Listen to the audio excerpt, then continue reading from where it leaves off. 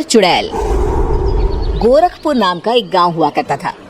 उस गांव में ज्यादा लोग नहीं रहते थे। उस गांव में एक गर्भवती विधवा औरत रहती थी। उस औरत का नाम कमला था। कमला अपने घर में अकेली रहती थी।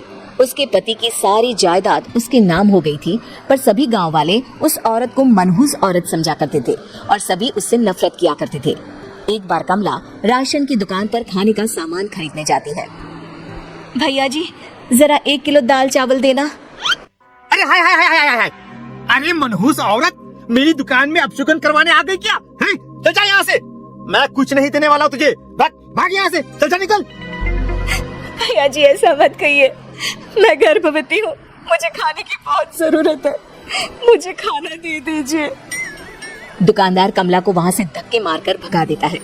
तभी कमला रोते रोते उस गांव के किन्नरों के इलाके में आ जाती है। गांव वाले किन्नरों को उसी इलाके में रखा करते थे, क्योंकि वो लोग किन्नरों को पसंद नहीं करते थे और उनके इलाके में रहने से मना करते थे। तो किन्नरों ने उसी गांव में अपना एक इलाका बना लिया था। जब किन्नर लोग देखते हैं कि एक गर्भवती महिला रोते रोते उनके इलाके में आ गई है, तो सारे किन्नर कमला के पास जाकर उसका हाल पूछने लगते हैं। क्या हुआ बहन, तुम्हारी गर्भवती अवस्था में इतनी बुरी हालत कैसे है? तुम रो क्यों रही हो? तुम डरो मत, हम तुम्हें कोई नुकसान नहीं पहुंचाएंगे। तुम शांत होकर सब बताओ कि हुआ क्या है। मैं कमला हूँ, मैं गांव के दूसरे इलाके से आई हूँ। 2 महीने पहले ही मेरे पति की मौत हुई है। मुझे गांव के लोग मनहूस मानते हैं, क्योंकि मैं विधवा हूँ और गर्भवती भी। वहाँ के लोग मुझे खाने के लिए कुछ बेचने के लिए भी तैयार नहीं, जिससे मेरा गुजारा नहीं हो रहा था। कोई बात नहीं कमला, हम तुम्हारा ख्याल रखेंगे। किन्नर लोग कमला को एक खाली घर में रहने के लिए जगह दे देते हैं और उसकी देखभाल भी करते हैं। कुछ ही महीने बाद कमला अपने बच्चे को जन्म देती है, पर अफसोस, कमला बच्चे को जन्म देते ही अपनी जान गंवा देती है। जब सब किन्नर बच्चे को देखते हैं तो बहुत खुश हो जाते हैं, क्योंकि वो बच्चा भी किन्नर ही था। कमला ने एक किन्नर बच्चे को जन्म दिया था। अब इस बच्चे की देखभाल कौन करेगा? हम तो इस बच्चे को गांव के दूसरे इलाके में भी नहीं भेज सकते।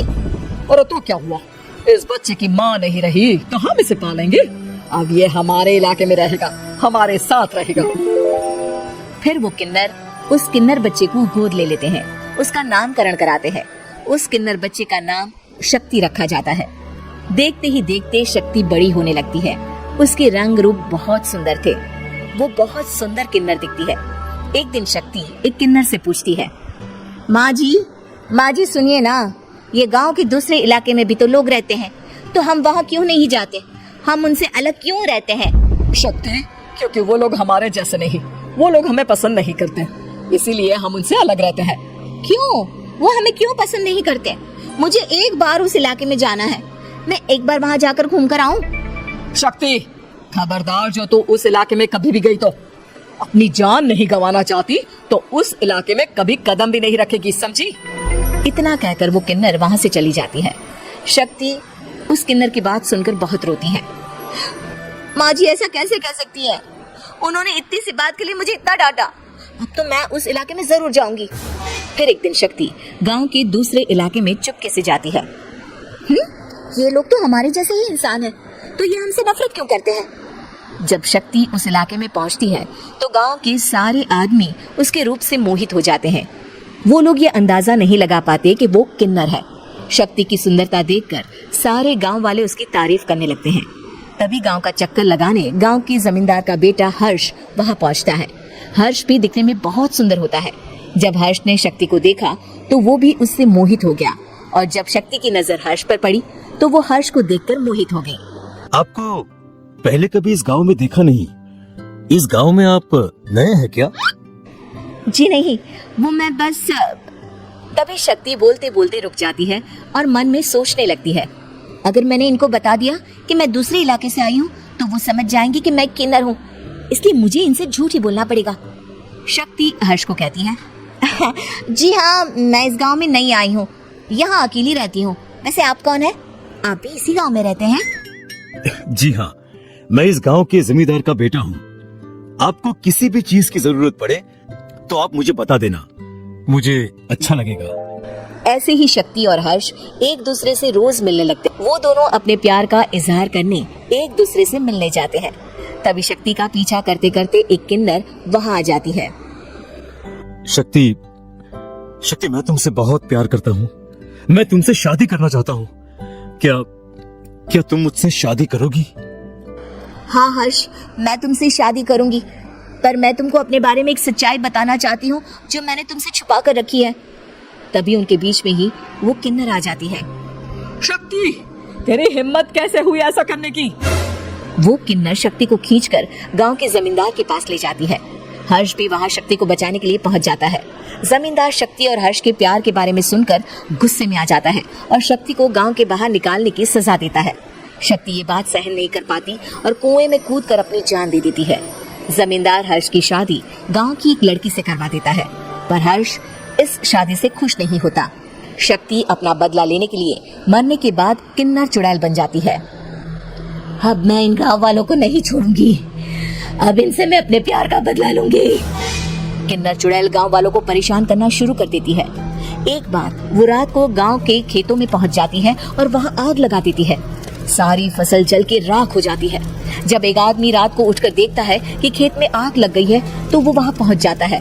वो देखता है कि खेतों के बीचों बीच एक किन्नर चुड़ैल खड़ी है और वहां खड़े होकर ताली बजा रही है। गांव वाला किन्नर चुड़ैल को देखकर बेहोश हो जाता है। जब सुबह उस आदमी को होश आता है तो वो सीधा जमींदार के पास जाता है। अरे जमींदार साहब, अरे वो किन्नर चुड़ैल ने मेरी सारी फसल जला दी। अब मैं क्या करूंगा? क्या होगा मेरा? जमींदार चुड़ैल किन्नर का नाम सुनते ही सब कुछ समझ जाता है। अब वो बहुत डर जाता है। उसी रात को जब जमींदार डर के मारे अपने कमरे में सो नहीं पाता, तभी वहां अचानक से किन्नर चुड़ैल आ जाती है। किन्नर चुड़ैल जोर जोर से जमींदार के आगे खड़ी होकर हंसने लगती है और ताली बजाने लगती है। जमींदार उस डरावनी किन्नर चुड़ैल को देखकर बहुत डर जाता है। तूने मेरे साथ बहुत बुरा किया, अब मैं तुझे जान से मार दूंगी। नहीं, मुझे माफ कर दो, मुझे मत मारो। मैं कभी ऐसा दोबारा नहीं करूंगा। अब तुम जो बोलोगी वही मैं करूंगा। ठीक है, मैं चाहती हूँ कि किन्नर इलाका गांव के इलाके से जुड़े और गांव का कोई भी आदमी किन्नर समाज से द्वेष न करे, उससे नफरत न करे, नहीं तो मैं सारे गांव को मार दूंगी। और तुम गांव में एक नया कानून बनाओ कि अगर किसी ने भी किन्नर समाज को हानि पहुंचाने की कोशिश भी करी या इनसे भेदभाव करने की भी कोशिश करी तो उनको कड़ी से कड़ी सजा मिलेगी। हाँ, मैं ऐसा ही करूंगा। तुम जो बोलोगी वो मैं करूंगा, पर मुझे जाने दो प्लीज। तब वो किन्नर चुड़ैल वहां से चली जाती है। गांव का जमींदार किन्नर चुड़ैल का कहा मानते हुए दोनों इलाकों को एक कर देता है और नया कानून भी लागू कर देता है। तब से वहां किन्नर समाज और बाकी गांव वाले शांतिपूर्वक रहने लगते हैं।